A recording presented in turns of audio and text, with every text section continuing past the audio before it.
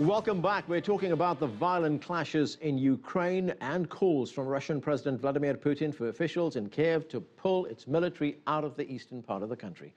Joining us now from London is Alexander Nekrassov. He's a former advisor to the Kremlin. And from Brazil, Dr. Taras Kuzio, an international expert on contemporary Ukrainian and post-communist politics.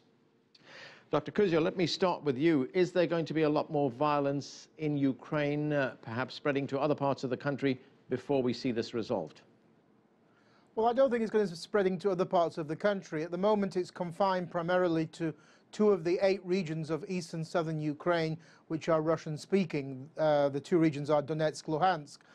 This is where Russia has focused its efforts of destabilization, bringing in weaponry and such like, and nothing has really changed since the last Geneva negotiations in terms of conflict and such like. But what I think we are going to potentially see is maybe some provocations this weekend when we have the annual anniversary of the ending of World War II, and also on the approach to the May 25th presidential elections. And one of the primary aims of Vladimir Putin is to depict Ukraine as a country in civil war, and therefore to argue that the election should not be held, should be postponed, or should be moved to another kind of date, because a newly elected president would be A, pro-Western, and secondly would mean that Viktor Yanukovych, the one previous president who is now in exile in Russia, can no longer be seen as the legitimately elected president of the country. Okay, let me get... yes, right, this weekend and up. Right, let me get a response from Alexander there. Alexander, Russia being blamed for everything that is taking place in Ukraine, as you've just heard there. In fact, we also heard Secretary of State John Kerry and other U.S. officials repeatedly say that Russia is behind all that is going on in Ukraine. Well, first of all, we have the interim regime in Kiev using troops against its own people. So they can talk whatever they want, but they have broken every rule in the book. They have broken their own constitution, because you can't really use these forces without introducing martial law. What happened in Odessa was genocide.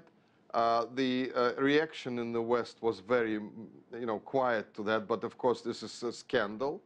And basically what we also see is that the American scenario, working like it worked in Iraq, it worked in Libya, it worked in Afghanistan. They quickly arrange a so-called democratic election. They elect somebody, basically a laughable election. And then they scream their heads off saying this is the legal representation of this country, and everybody who is opposing it is its enemy of democracy, of freedom, and so on. And I think the situation will deteriorate. And I would like to contradict the statement that Russia is sending arms and troops and special forces. If Russia was doing that, the Ukrainian troops would be licking their wounds outside Kyiv at the moment and not attacking civilians and volunteers in the east. So all this talk about Russia trying to destabilize eastern Ukraine is nonsense, because Russia does not need a neighbor with a civil war going on there. So Putin is not interfering. Putin, by the way, doesn't really have that much influence over these people, because it's a popular uprising against an illegal regime in Kyiv. It's got nothing to do with separatism. These people, by the way, are not even asking to become part of Russia. They're fighting a regular army which was sent against them to kill them. Dr. Kuzio, do you want to respond to that? I mean, though we heard Alexander tell us that the election is laughable, that allegations that Vladimir Putin is involved in this part of Ukraine is a load of nonsense. I think what's laughable is that you invite people such as Kremlin propagandists like this on your TV show.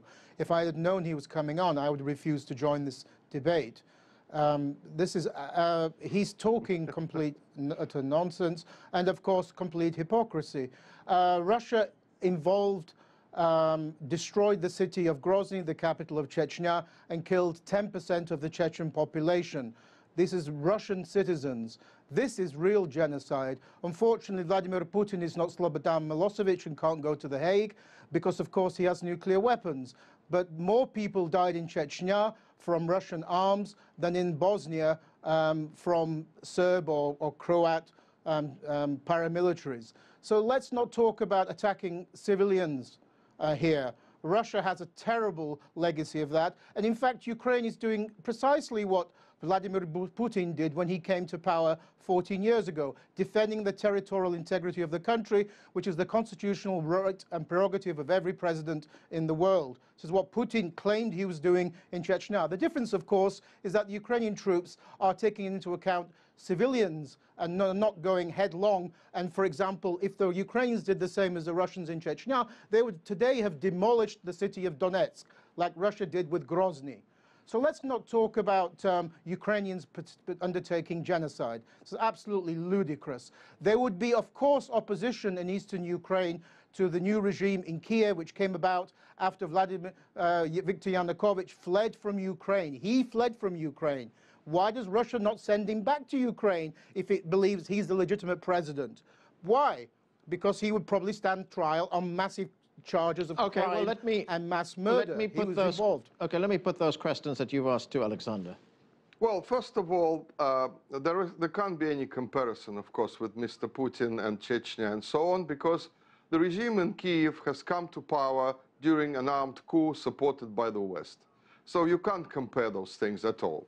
Secondly, the reason why President Yanukovych had to flee the country, because he was threatened personally, his family as well, and there were people shooting at police, attacking the parliament, surrounding it, forcing the deputies to approve the so-called unity cabinet, which has not a single representative in it from the eastern part of Ukraine. This was all a joke. This was a coup. And this regime of Mr. Yanukovych, by the way, was accepted by the international observers, by the European Union, and by others. So now to say that he's suddenly become illegal, this is nonsense, complete nonsense. But there's a bigger problem here. America is bankrupt. America is printing trillions of dollars and has been waging a war against Russia, China, and other countries for quite some time now, undermining them. So it was expected that America would find somewhere to launch a conflict. Now, it failed in Syria dramatically. It started to search for other places. Now, Ukraine came into the equation because they were undermining it for quite some time. Now, interestingly, President Obama, when he went to Asia, he started threatening China as well. So these people are desperate in Washington. They don't know what to do. They can default as soon as next year. So they will try to create problems everywhere. And to start saying that this is some sort of a battle for democracy in Ukraine, where America is siding with a legal regime, this is absolutely preposterous. This will not work. This is not some Iraq or Libya or Syria or Afghanistan. America will not get away with this here. It is faced with Russia, a nuclear superpower. These games will not end easily for America. They will have to suffer the consequences. Okay, Alexander, let me go back to Dr. Kuzio. Dr. Kuzio, Russia has been accused of being involved in Ukraine, but so is the United States, according to some news reports. A German newspaper has published reports saying that dozens of CIA and FBI agents are currently in Kiev acting as quote-unquote advisors. Dr. Kuzio? I didn't realize your station was such a anti-American and pro-Russian TV station. This will be the last occasion I will go on your TV Well, okay, station. we are not taking anyone... I won't even answer that ridiculous question. Well, why don't I won't answer that ridiculous question. Okay, then what is... Well, that's obvious, because of course they are there. There are mercenaries there, there are FBI agents there, and even the German media is now writing about it, not the Russian media. Well, Alexander, my apologies, but our other guest has left the studio. Well, let me tell you why he's left the studio. Because the logic which America is using now represents anti-logic. Because it's a repeat of the same situation that happened, as I mentioned, Iraq, Syria, Afghanistan, Libya. And American officials and experts tend to walk away from studios when they suddenly are confronted by logic, by common sense.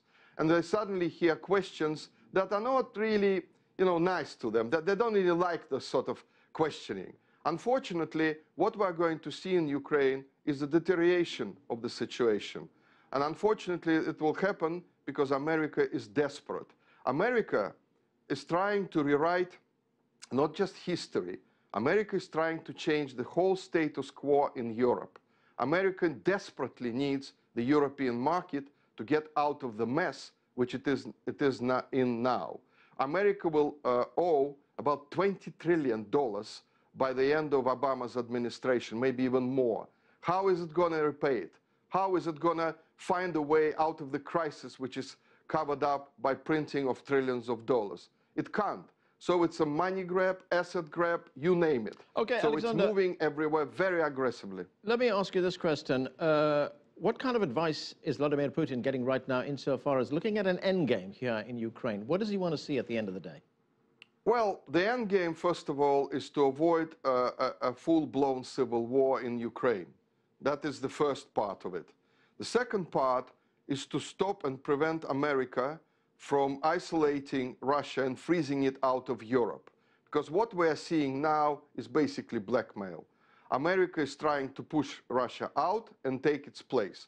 America doesn't care whether European countries will suffer consequences of these economic sanctions. It is only interested in its own national interests. Unfortunately, Ukraine has become a victim of this policy, and the situation is deteriorating. I only hope that the Russian government is not provoked into taking any drastic action, because what these Ukrainian troops are doing now in the east of Ukraine is basically killing innocent civilians. And that, of course, is a very delicate balance for President Putin at the moment. What does he do? How does he respond to that?